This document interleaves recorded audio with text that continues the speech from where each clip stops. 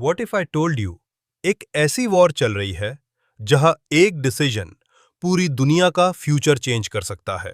और सबसे बड़ा सवाल यह है, क्या इजराइल न्यूक्लियर वेपन्स यूज करेगा? बिकॉज अगर एक बार ये लाइन क्रॉस हुई तो ये सिर्फ वॉर नहीं रहेगी, ये होगा वर्ल्ड वॉर लेवल डिस्ट्रक्शन। वैसे टेंशन मत लो, अभी तक तो व्हाट्सएप यूनिवर्सिटी ने भी कंफर्म नहीं किया है।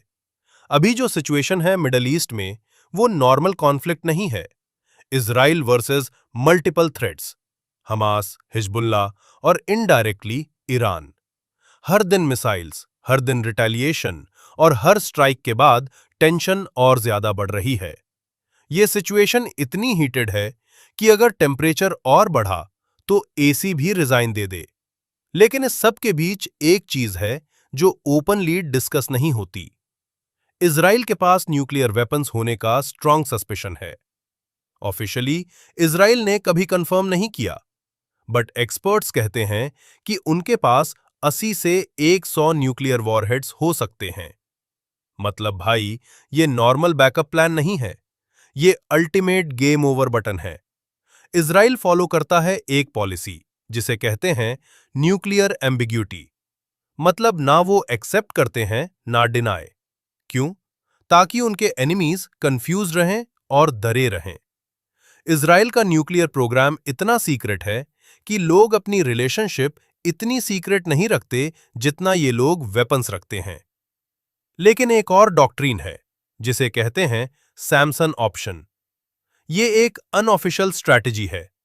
अगर इजराइल को लगे कि उनका एग्जिस्टेंस खतरे में है तो वो न्यूक्लियर वेपन्स यूज कर सकते हैं, even if it means massive destruction. Basically ये वो लेवल का एटीट्यूड है, अगर मैं गया तो सबको साथ लेके जाऊंगा।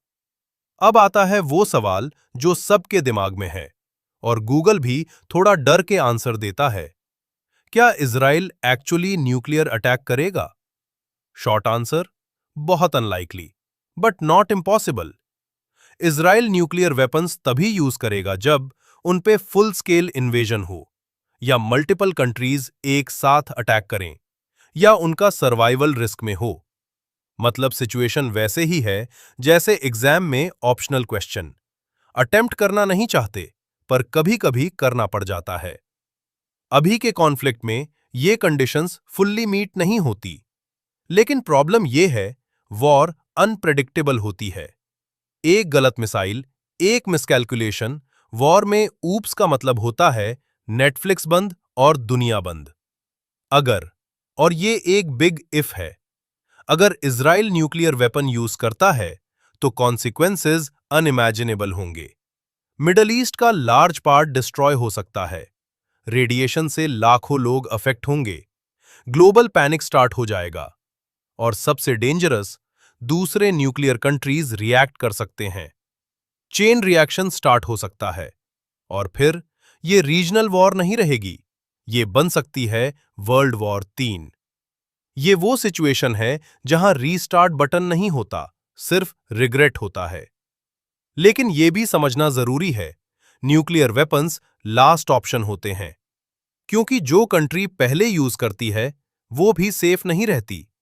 इंटरनेशनल प्रेशर, सैंक्शंस, रिटेलिएशन, सब कुछ एक साथ आता है। तो शॉर्ट में सिचुएशन सीरियस है, पर पैनिक करने से पहले अपना वाईफाई रिचार्ज करा लो। तो सच क्या है?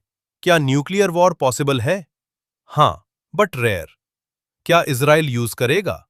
ओनली इफ सर्वाइवल का सवाल हो। लेकिन एक बात क्लियर है, दुनिया एक ऐसे पॉइंट पर खड़ी है जहां एक डिसीजन हिस्ट्री नहीं, फ्यूचर लिख सकता है। अगर तुम ऐसे रियल वर्ल्ड वॉर ब्रेकडाउन्स देखना चाहते हो तो चैनल को सब्सक्राइब करो, क्योंकि नेक्स्ट वीडियो में मैं बताऊंगा कौन से कंट्रीज सीक्रेटली न्यूक्लियर रेडी बैठे हैं।